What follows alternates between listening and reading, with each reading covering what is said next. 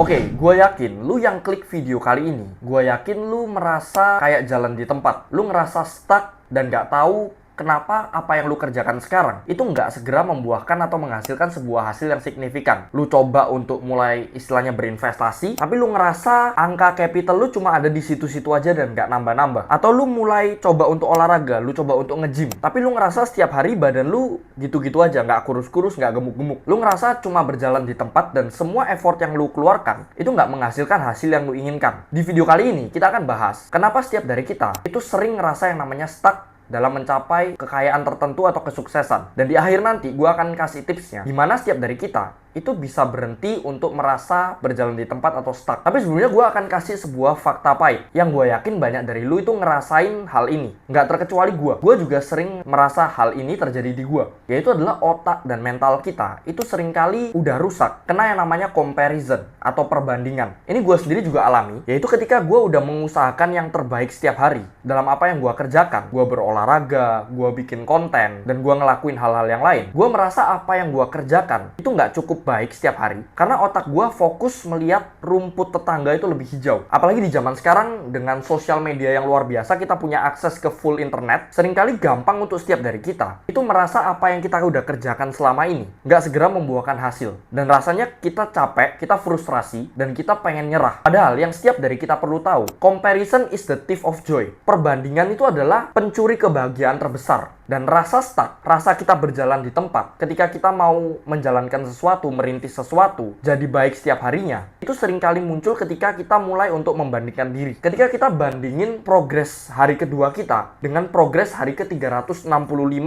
dari orang lain yang dipost di sosial media. Dan lu perlu untuk filtrasi apa yang lu lihat di sosial media. Karena sosial media itu nggak mencerminkan realita yang ada. Banyak orang post sesuatu di sosial media tentang kesuksesan mereka, keberhasilan mereka, struggle, kesulitannya seringkali nggak dipost di sosial media. Dan ketika kita mengalami sebuah struggle dalam mencapai tujuan kita, kesuksesan kita, atau jumlah kekayaan tertentu, dan kita melihat orang lain jauh lebih berhasil dari kita, jauh lebih sukses dari kita, dan itu dipost di sosial media, itu jadi sebuah racun yang mematikan yang bikin kita rasa pengen menyerah. Padahal kebenarannya ketika kita tiap hari mengusahakan untuk diri kita ini menjadi lebih kaya, lebih positif, lebih berprogres tiap hari, ketika kita sudah melakukan yang terbaik, pasti sebuah progres itu akan menggulung dan akan terlihat di ujung nanti, asal kita nggak stop dan kita nggak menyerah walaupun kita merasa stuck. Karena ketika kita merasa stuck, ketika kita merasa berjalan di tempat, itu belum tentu kita beneran stuck. Bisa aja kita udah punya sebuah progres yang bagus, tapi karena kita bandingkan diri kita dengan orang lain, progres kita itu jadi nggak ada artinya. Karena kebenarannya nggak ada satu orang pun yang bisa benar-benar stuck atau berjalan di tempat ketika mereka benar-benar melakukan suatu hal yang benar. Contoh, gue nggak pernah lihat satu pun orang yang mengusahakan terbaik, pergi ke gym setiap hari, makan yang benar, tidur yang benar, dan masukin semua nutrisi yang dibutuhin sama tubuhnya dia, dan latihan yang cukup, tapi badannya nggak jadi. Gue nggak pernah lihat satu pun orang yang begitu. Pasti kalau misalnya seseorang ini badannya jelek, badannya nggak jadi, mereka gendut, overweight atau underweight, itu pasti karena mereka antara kurang latihan, mereka makannya ngawur, dan gak pernah bener-bener fokus untuk sampai ke tujuan mereka, yaitu adalah badan ideal, badan yang jadi. Ini sendiri juga gue alami ketika gue mulai istilahnya berinvestasi di usia 16 tahun. Gue melihat capital yang gue investasikan setiap hari, kadang untung, kadang rugi, kadang untung, kadang rugi, dan gue merasa capital gue nggak bener-bener berkembang ke arah yang lebih positif. Tapi sebenarnya kalau misalnya gue tarik secara garis besar selama setahun, sebenarnya progres gue itu terus bertumbuh. Tapi karena gue fokus di time frame yang lebih kecil, gue fokus di dalam 1 bulan, gue nggak bisa melihat perbandingan gue dibandingkan tahun sebelumnya. Kalau misalnya lu merasa badan lu nggak ideal, lu perlu untuk lihat time frame-nya lebih panjang.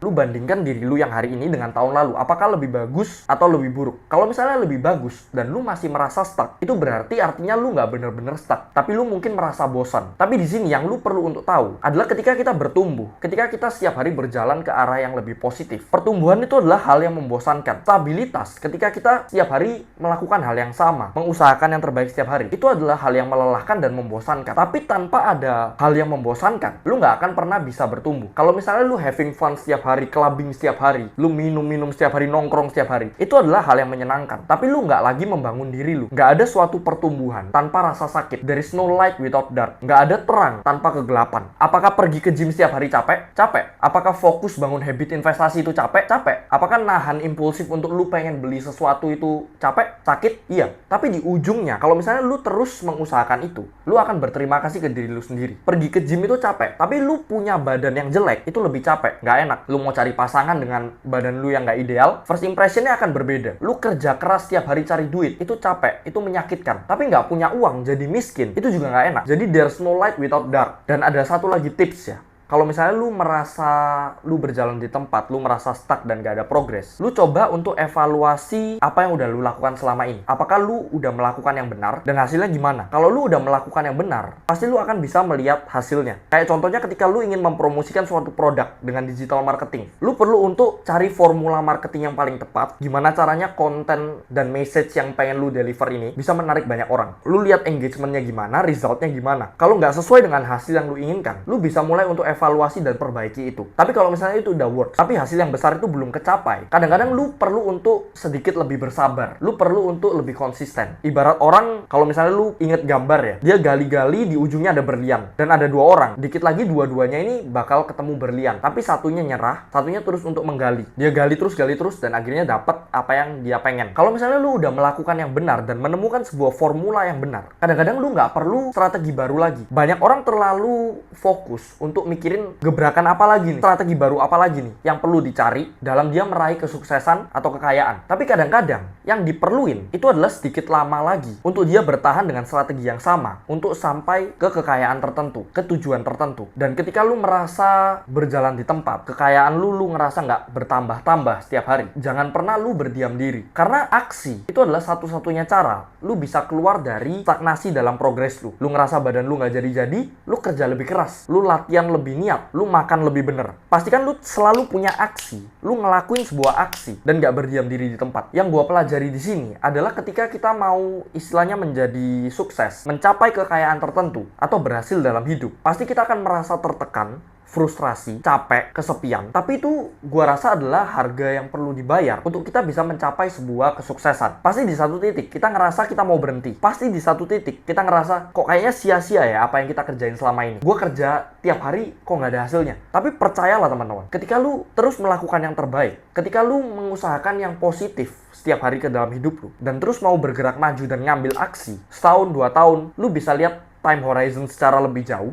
dan lu akan bisa melihat sebuah progres yang luar biasa, entah dari kekayaan lu, dari progres kehidupan lu, dan dari sana akan terus compound karena kepercayaan diri lu sudah terbangun di awal. Memang untuk bikin sebuah pondasi itu sangat susah. Di bangunan apapun, entah itu apartemen, gedung-gedung tinggi, apa yang paling lama dibangun? Itu bikin pondasi, termasuk bikin pondasi finansial dalam kehidupan kalian, pondasi kesehatan, pondasi rumah tangga, akan sangat susah di awal. Tapi ketika lu sudah berhasil membangun itu, dan lu terus berjalan, dan lu terus bergerak maju, nggak akan ada kata stuck untuk lu, dan lu akan terus berkembang. Gitu aja video untuk hari ini. Gue berharap setiap dari lu bisa stop untuk merasa stuck, karena ketika lu ngerasa stuck belum tentu lu bener-bener stuck. Dan pastikan lu setiap hari fokus usahakan yang terbaik dan stop untuk compare hidup lu dengan hidup orang lain. And yeah, that's all.